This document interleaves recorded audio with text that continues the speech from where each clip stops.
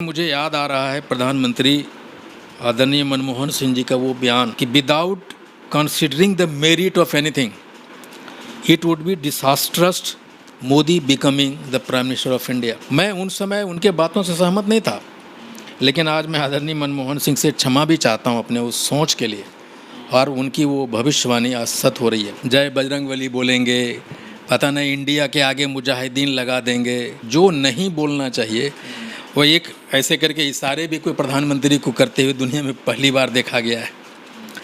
तो गंभीर मुद्दे पे पहला प्रधानमंत्री है जो कुछ भी नहीं बोलता है। सबसे झूठ बोलने वाला अगर कोई प्रधानमंत्री है तो भारत का नरेंद्र मोदी जी है। जितना झूठ बोलते हैं उतना ही 56 से बढ़ते बढ़ते इनका सीना और चौड़ा होता जाता है। एक प्रधानमंत्री इस तरह का स्टेटमेंट कैसे दे सकता है? दुर्भाग्य है देश का कि 2 बच्चियों के वस्त्र घुमाया जा रहा है, उनके अंगों से छेड़छाड़ किया जा रहा है।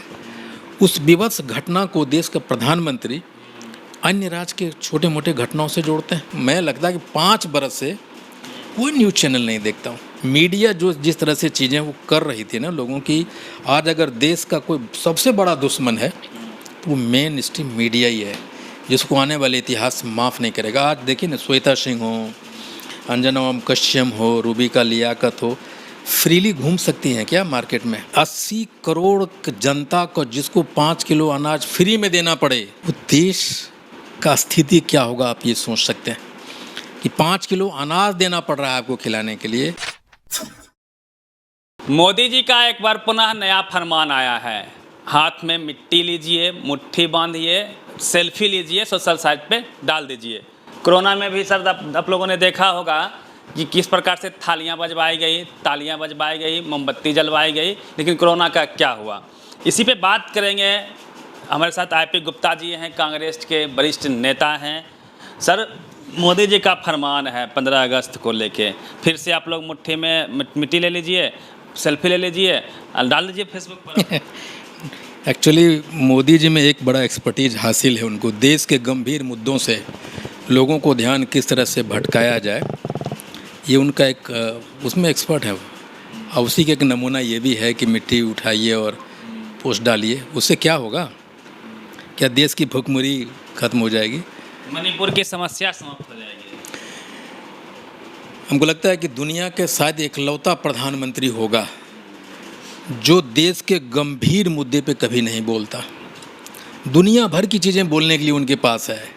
जय बजरंगबली बोलेंगे, पता नहीं इंडिया के आगे मुजाहिदीन लगा देंगे, ईस्ट इंडिया लगा देंगे, जो नहीं बोलना चाहिए वो एक ऐसे करके इशारे भी कोई प्रधानमंत्री को करते हुए दुनिया में पहली बार देखा गया है। तो गंभीर मुद्दे पे पहला प्रधानमंत्री है जो कुछ भी नहीं बोलता है। बाकी जितनी उलूल जुलूल चीज़ें हैं आप हमारे देश के प्रधानमंत्री से उनको सुन सकते हैं। आप अभी सर कल उनका मन की बात था, लोग कह रहे हैं कि मणिपुर पर चर्चा उन्होंने नहीं किया। 3 महीने से मणिपुर जल रहा है, आदिवासी समाज की बेटियों को नंगा घुमाया जा रहा है। 21 सांसद गए हैं इंडिया टीम के, मीन्स विपक्षी दलों के, लेकिन मोदी जी नहीं गए हैं। दोबारा कोई बयान नहीं है। 3 महीना बाद बोले कि बहुत गुस्से में है, वो गुस्सा कहाँ गया? क्या कमेंट है, कैसे मणिपुर संभलेगा? देखिए, मणिपुर से उनको कोई लेना देना तो है नहीं। आप एक बात को समझिए, अगर ये संवेदनशील प्रधानमंत्री होते तो मणिपुर में इनको वहाँ के गवर्नर का बयान है कि वो अपडेट कर रही थी सेंटर को, कितने घर जलाए जा रहे हैं, कितने रेप हो रहे हैं, कितनी चीज़ें हिंसा के वारदातें, उनका एक स्टेटमेंट और रिकॉर्ड है कि वो अपडेट कर रही थी। लेकिन वो वहाँ जाके हीरे का गिफ्ट दे रही हैं राष्ट्रपति के वाइफ को, लेकिन अपने देश में इतनी गंभीर मुद्दा है उस पर कभी नहीं बोले।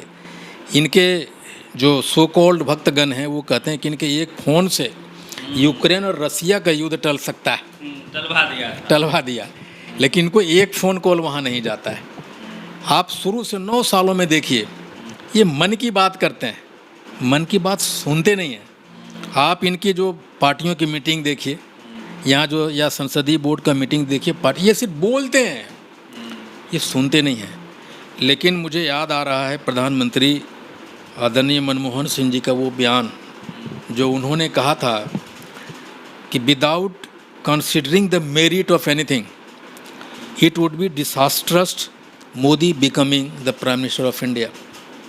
ये विनाशकारी होगा कि मोदी बनते हैं प्रधानमंत्री देश का। मैं उन समय उनके बातों से सहमत नहीं था, लेकिन आज मैं आदरणीय मनमोहन सिंह से क्षमा भी चाहता हूँ अपने उस सोच के लिए, और उनकी वो भविष्यवाणी आज सत्य हो रही है। आप देख रहे होंगे मणिपुर की ही मुद्दा नहीं लीजिए, आज किसी चीज़ का भी मुद्दा लीजिए, अब उनका जो असली चेहरा है ना, शासक का, तानाशाह का, वो देश के सामने प्रकट हो रहा है। मोदी जी पे सर आप लोग आरोप लगाते रहते हैं। अभी उन्होंने कहा भी कि कांग्रेस की जहां सरकार है, राजस्थान में, छत्तीसगढ़ में, इवन बिहार में भी घटनाएं होती है, तो उस पर कोई प्रश्न चिन्ह नहीं करता है। ये भारत के दुर्भाग्य की बात है, एक प्रधानमंत्री उस विभत्स मणिपुर की विभत्स घटना का कंपेयर राजस्थान, छत्तीसगढ़ और अन्य जगह के साथ में करता है। आप समझिए, वो पता नहीं, एक आदमी, एक मैं भी बेटी का बाप हूँ, मैं उस दिन रात में सो नहीं पाया। कल उसका मणिपुर की बेटी, कल हमारी बेटी भी हो सकती है, जिस स्थिति में देश को ला दिया है। एक प्रधानमंत्री इस तरह का स्टेटमेंट कैसे दे सकता है? दुर्भाग्य है देश का कि 2 बच्चियों के निर्वस्त्र घुमाया जा रहा है, उनके अंगों से छेड़छाड़ किया जा रहा है। उस विवश घटना को देश का प्रधानमंत्री अन्य राज्य के छोटे मोटे घटनाओं से जोड़ते हैं। ये तो दुर्भाग्य है देश का। मोदी जी जिस प्रकार से कोरोना काल में आपने देखा कि थाली बजवा रहे थे, क्या उसी के तर्ज पे मिट्टी हाथ में लेके सेल्फी की बात कर रहे हैं? क्या लगता है कि कोई जिसमें वाकई में कोई जादू है मोदी जी के पास में? जिस प्रकार से उन्होंने कहा था कि 2 करोड़ रोजगार दे देंगे, 15 लाख रुपया दे देंगे, या जो उनका वादा था सर, वो वादा पूरा नहीं हुआ, क्या उससे डिरेल करने के लिए इस तरह की बातें होती हैं? देखिए, मैं बताऊं, दुनिया में एक चीज़ में बड़ी महारत हासिल, उनको इवेंट, बड़े बढ़िया इवेंट मैनेजर है। वो देश को देश की जैसे चलना चाहिए वैसे नहीं चला रहा है, देश को भी एक इवेंट मैनेजमेंट की तरह वो चला रहा है। आप जितने भी स्टेटमेंट देखिए यूट्यूब में निकाल के, महंगाई के मुँह नहीं बोलते मनमोहन सिंह जी, ये कहा करते थे। उन्होंने पहला जो अध्यादेश लाया था वो काला धन पे लाया था, कभी उसके बाद काला धन के बाद बोला है उन्होंने? बेरोजगारी और गलत जीएसटी से लाखों कंपनियां बंद हो गई, करोड़ों लोग बेरोजगार हो गए, कभी बोला? 33 करोड़ लोग बेरोजगारी रेखा से नीचे आ गए, कभी बोला? उन्होंने कहा था कि शेल कंपनियां बंद हो रही है, पता नहीं 3 लाख कंपनियां की 3000 कंपनियां बंद की, उससे दोगुना उन्होंने खुलवा दी। अभी इन्होंने कहा है, एक बात स्टेटमेंट आप सुने होंगे, कि पहले फ़ोन बैंकिंग घोटाला था, एक परिवार का फ़ोन जाता था और बैंक में लोन मिलता था। लेकिन क्या मालूम है आपको कि जितने भी घोटालेबाज हैं जो देश छोड़ के भागे हैं और भागने की तैयारी में हैं, उन सारे आरबीआई के नियम तक बदला है मोदी जी ने। कानून पास किया है कि डिफ़ाल्टर को दोबारा लोन दी जाए। तब एक बात तो हमेशा गांठ बांध के रखिए, जो मोदी जी बोल रहे हैं इसका मतलब है ठीक उसका उल्टा ये सीधा कर रहे हैं। 1-2 काम उनका सर, 1-2 काम वो गिनाते हैं। 5 केजी राशन हर घर तक पहुंचाया, सिलेंडर हर घर तक पहुंचा दिया, सबका घर पक्का का कर दिया। तो ये सब तो मानते हैं ना आप लोग? अच्छा, एक बात बताइए, ये कौन सा देश है? इसमें 2 बातें हैं 5 किलो अनाज के। एक बात तो पहला कि 80 करोड़ जनता को जिसको 5 किलो अनाज फ्री में देना पड़े, वो देश का स्थिति क्या होगा आप ये सोच सकते हैं कि 5 किलो अनाज देना पड़ रहा है आपको खिलाने के लिए। तो इसका मतलब अब कहाँ पर आपका डेवलपमेंट इंडेक्स में कहाँ है? दूसरा बात, ये हमेशा कहते हैं कि फ्री भी, रेवड़ी वाली बात, ये जो 80 करोड़ लोगों को आप 5 किलो अनाज दे रहे हैं पर व्यक्ति को, ये फ्री भी नहीं है तो ये क्या है? वो सारी चीज़ें तो फ्री भी है। सिलेंडर बांटा उन्होंने, वो तो फ्री भी था। और जो जिनको सिलेंडर बांटा है उनके चूल्हे पता नहीं आज के डेट में कहाँ फेंके गए हैं, इनको सब पता है कि इन्होंने क्या किया है। देश में या पूरे भारत या पूरे विश्व में सबसे झूठ बोलने वाला अगर कोई प्रधानमंत्री है तो भारत का नरेंद्र मोदी जी है।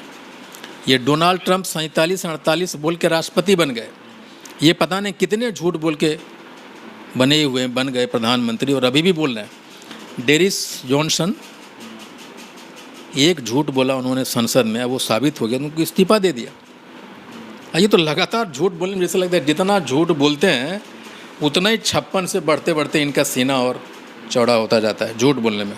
सर 24 में चुनाव को लेकर थोड़ा सा बातचीत कर लेते हैं। 24 के चुनाव में क्या उनका यूएसपी है सर? उनके पास ईडी है, सीबीआई है, इनकम टैक्स है, मोदी जी के पास में साथ में मीडिया है। मीडिया पे क्या कहेंगे? मणिपुर जल रहा था या इतनी आप बता रहे हैं बेरोजगारी है, महंगाई है, फिर भी मीडिया बता रही है कि मोदी जी सबसे मजबूत प्रधानमंत्री हैं, विश्व में डंका बज रहा है।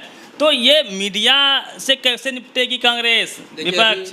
अभी मेरी एक पत्रकार से दिल्ली में मुलाकात हुई, बात कर रहे थे हम लोग। दो बात बताई उन्होंने। जिस फ्लैट में वहाँ रहते हैं, वहाँ जहाँ इस चैनल देखने वालों की एक सर्वे किया गया, इंटरनल सर्वे किया गया, तो पता चला कि 70% लोग मेन स्ट्रीम में मीडिया नहीं देखते। एक पर्टिकुलर डिपार्टमेंट जिसमें पत्रकार रहते थे, मैं उनका नाम नहीं बोलूँगा, बड़े पत्रकार हैं, उन्होंने कहा कि 70% उस फ्लैट में मेन स्ट्रीम मीडिया नहीं देखी जाती है। नंबर 1 उन्होंने ये भी कहा कि जो न्यूज़पेपर आ रहे हैं वो फ्लैट में जो आते हैं, तो उसमें 80% का डिक्रीज हुआ है। जो मेन न्यूज़पेपर जो चलते हैं डिक्रीज हुआ है। और तीसरा ये है कि मोदी सरकार को भी ये पता चल गया है कि अब ये जो लोगों का विश्वास है मेन स्ट्रीम मीडिया से हट गया है।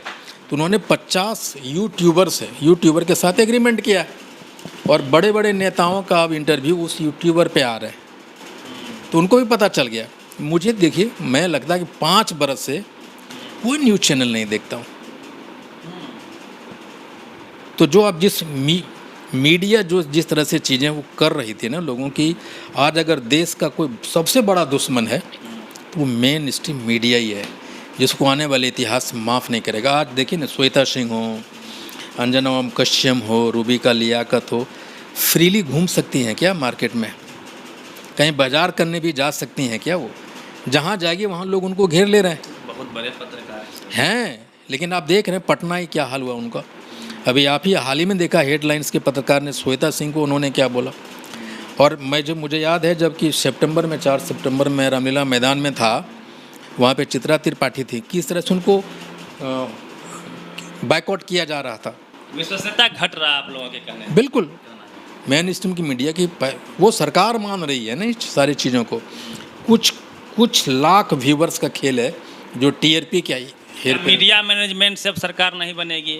हिंदू मुस्लिम का जो उनका नैरेटिव है, मंदिर का पर पॉलिटिक्स है, मंदिर बन के तैयार हो रहा है, ये सब अब नहीं चलेगा। पाकिस्तान को टाइट रखते हैं, ये सब अब नहीं चलने वाला है क्या? बिल्कुल नहीं चलने वाला। आप समझ देखिए, वो इसलिए जीत रहे थे 36% या 37% वोट्स को लेके कि जो विपक्ष था ना वो बटा हुआ था, वो जीत नहीं रहे थे। विपक्ष एक तरह से अपने आपसी सामंजस्य नहीं होने की वजह से वो जीत रहे थे, उनको फ्री गोल मिल रहा था। लेकिन अब 64% एक साथ है, या कहें 60% एक साथ है। तो जब विपक्ष स्टार्ट ही करेगा तो 60% के साथ स्टार्ट करेगा। 1 to 1 का है, आमने सामने की लड़ाई नहीं, अब आमने सामने नहीं है। नहीं, मतलब जो जहाँ है वो जो जहाँ मजबूत है विपक्ष में, वो वहाँ से लड़ेंगे। मोदी जी के सामने में neck to neck, head to head लड़ाई हो। वो नहीं नेक टू नेक, वो 70-30 पे जाके लड़ेंगे। 20-30 जब टिकट बटेगा और सही आदमी को जाएगा और विपक्ष एक कैंडिडेट देगा तो 70% में जाएगा।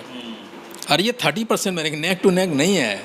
बिहार में जो सर्वे आप देख रहे हैं, आपको लगता है कि हमको लगता है कि 1 सीट जीत सकता है एनडीए। एक और खास बात भी मैं सर देख रहा था, किसी न्यूज़ चैनल का था, जमुई से कांग्रेस को जीतने का दावा किया जा रहा है। और जमुई आपका घर भी है, संभावना है कि आप ही लड़ेंगे, सर्वे भी आप ही पे हुआ है, तो इस पे कुछ बता दीजिए। नहीं, मैंने वो देखा है। मुझे कुछ पत्रकारों को फ़ोन आया था कल शाम को जब मैं एयरपोर्ट पे लैंड किया दिल्ली से। तो वो कुछ बड़े चैनल थे दिल्ली को, उनका भी फ़ोन था। एक पटना से ही फ़ोन गया था, उन्होंने बताया है कि जमुई में वो इंडिया टीवी दिखाया है कि 2 सीट कांग्रेस को।